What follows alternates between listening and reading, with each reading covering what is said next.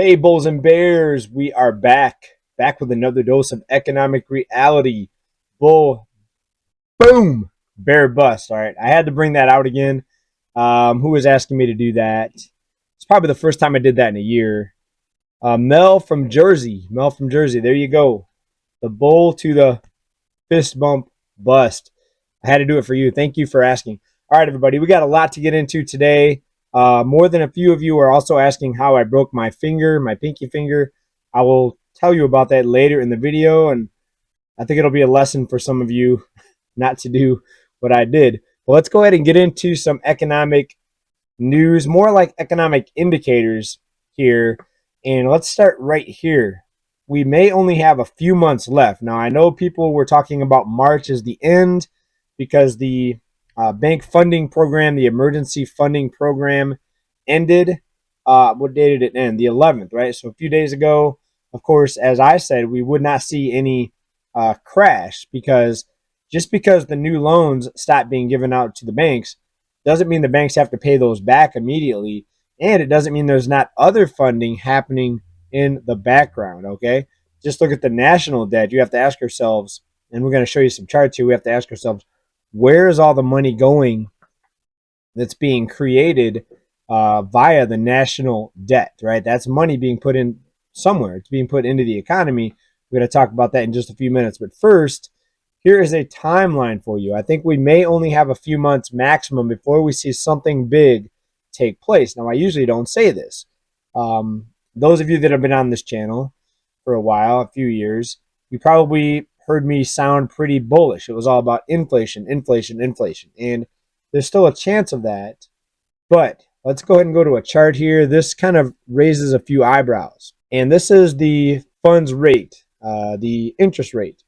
And if we look back to the financial crisis here in the shaded area where my mouse is, you'll see that rates hit the peak 5.25 in about August 2006. Now they remained there, they remained elevated all the way until the following August. Then they started cutting rates.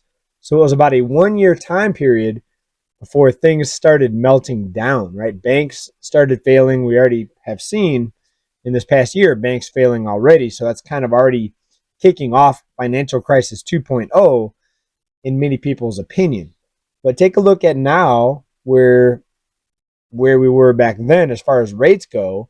We hit the peak in about September, let's say actually August of last year. And even June and July, we're over 5%. So you could argue that in about 3 months, it'll be a year since we've had these elevated rates, meaning a funds rate of over 5%.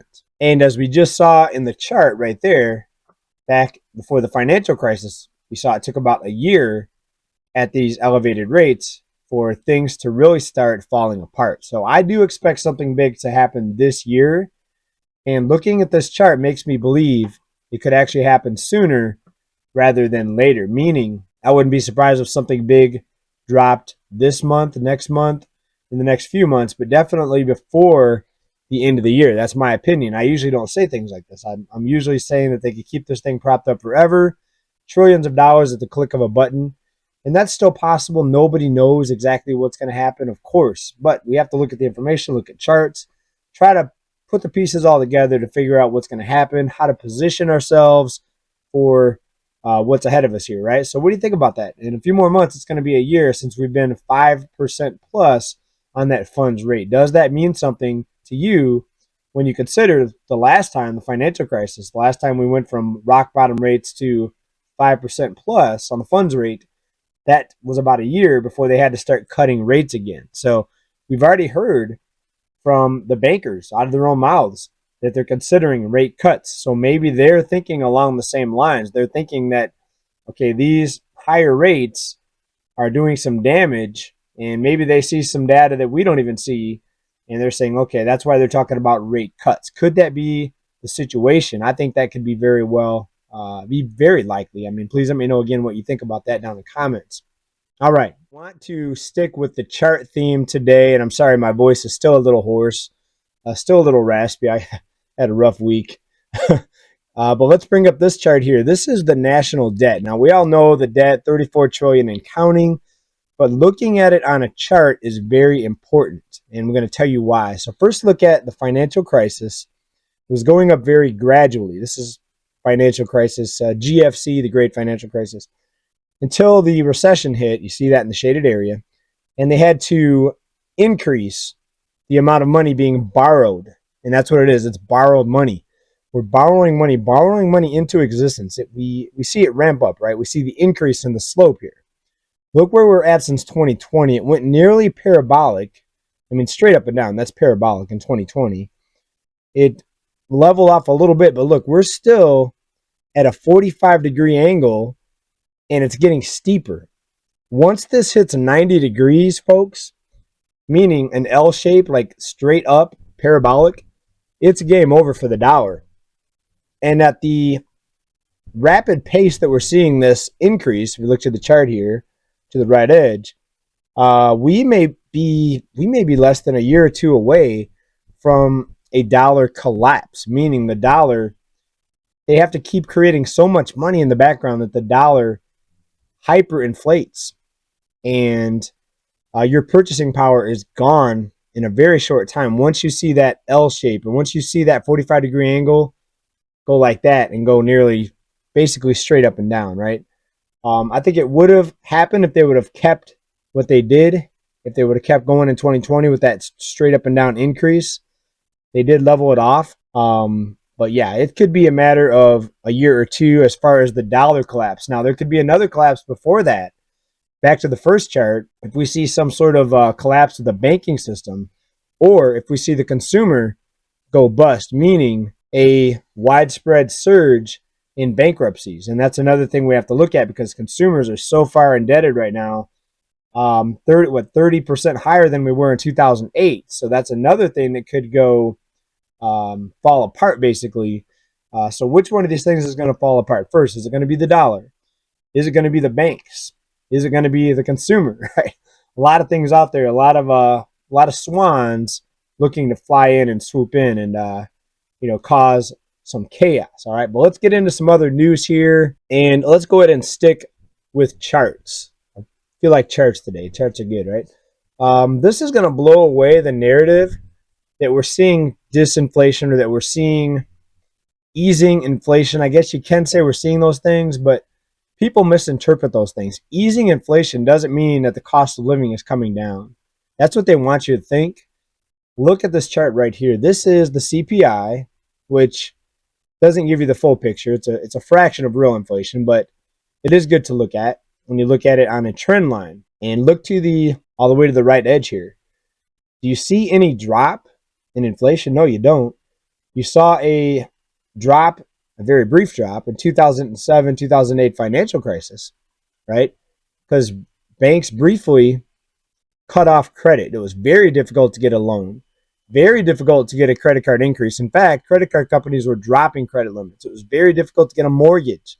And that's why it was a very brief drop. It only took a few months of contracting credit for the financial crisis to ensue. And that's what it was. It was a bubble, a hyperinflated bubble driven by easy money, right? We all know the types of loans, the types of mortgages that were given out back then. It wasn't just mortgages, but that was the big one. But what do we see now? We don't see any sort of slowdown in debt issuance, right?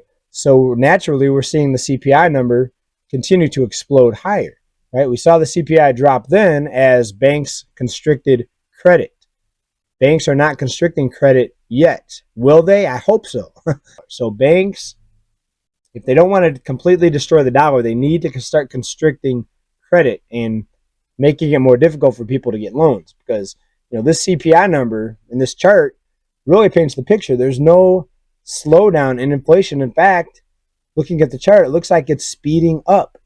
This is the consumer price index for all urban consumers, and this is the city average. So what do you think about that? And here is the same chart zoomed in on the latest year. Do you see a slowdown in inflation by using the CPI? I don't see a slowdown. I see it going up every time. It's just at some point it's going up slower. Back in September, it started slowing down as far as the rate of increase. But look over the past few months: December 23, January 2024, February 2024. It's starting to get steeper. It's starting to increase, right? The pace is increasing, right? So this is not good news for consumers. But yet, if you look at the news, the business channels, inflation is easing. Oh, we're optimistic. It's easing. We need to cut rates. Did that chart look like anything was getting better for the U.S. consumer? It's insane how everything, it seems like anyways, everything in the financial world, everything we're told, it's almost the opposite. It's almost just the opposite of what we're told, right? So many examples of that, the opposite thing. All right, folks, so this is very important. I want you to talk to your friends, your neighbors, your relatives about this. Anyone out there that still believes inflation is easing or that things are somehow getting better as far as the cost and the cost of living via the CPI, show them this video, go find this chart, and this kind of blows the narrative out of the water. Let me go back to a maximum chart here. And in fact, inflation's speeding up because it's compounded, right? The 3.2% that we just saw is on top of 5% the year prior. That's on top of 8% the year prior. By those numbers, you think things are getting better, but they're stacked on top of already high numbers. So that's why you see this hyper incline, right, in the CPI. So insane that more people aren't talking about that. But hey, I got to talk about it. Let's get into this here. This is motor vehicle loans. And here's something else that really underpins what I've been talking about here. This is a credit-driven, credit, aka debt. Credit is the flip side of debt. This is a credit-driven economy. Take a look at car loans, motor vehicle loans.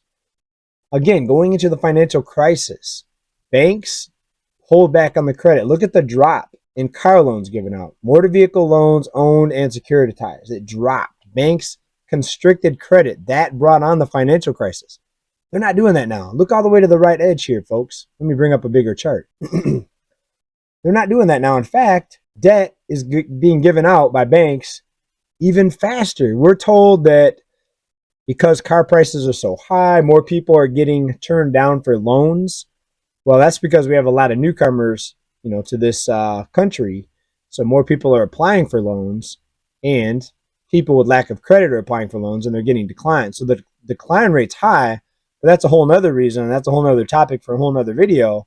When you look at the loans that are being given out by the banks, take a look here. Banks are basically ramping up the amount of loans that they're giving out because banks know that that's the key to the economy. The question is there someone in the ears of the banks telling the banks, hey, you better not restrict credit because we don't need a financial crisis during this year, very important year, 2024. Could that be the case? What do you think about that? I think it's very likely. All right, let me zoom into a 1-year chart here. Same chart, just zoomed in, right? Credit is not contracting, so there's not much of a chance of a deflationary crash. We need to see credit contract. If banks start imploding by the dozen, right, especially the too big to fails, then that's when you see credit contract. If banks are fearful, if banks don't feel like they're going to be rescued, credit will contract. If new regulations are implemented that the banks have to change, they have to change their operations. In fact, the Basel III requirement, if that gets implemented, if banks have to keep more money in reserves, which it's on the table, it's being discussed right now. It's being debated, actually. The banks, of course, are against that. There's some regulators out there that are saying that we need this. Will the regulators just get paid off so the banks don't have to do that? I think that's possible. So there's a chance we could see it. I don't know what these people are going to do. It's hard to predict. When it comes to people, it's hard to predict what people are going to do. They could drive this thing into hyperinflation if they don't make the banks have more money in reserves. Then you're going to continue to see loans given out, and you're going to continue to see charts like this continue to go up and up and up and up, just like the national debt up and up and up and up. And that's the danger of a hyperinflationary / dollar collapse situation. We don't want that. I would much rather see deflation. But to see deflation, you're going to have to see credit contract, and we're not seeing that right now. Banks are giving out loans like never before. Just look at the line. I mean, the chart doesn't lie, folks. What do you think about this? So some of you may be saying, okay, JJ, we know that something's going to break at some point. That's either going to be the dollar breaking, causing hyperinflation, or it's going to be the banks breaking, credit being contracted, and deflation, collapsing markets, bursting housing bubble, prices falling.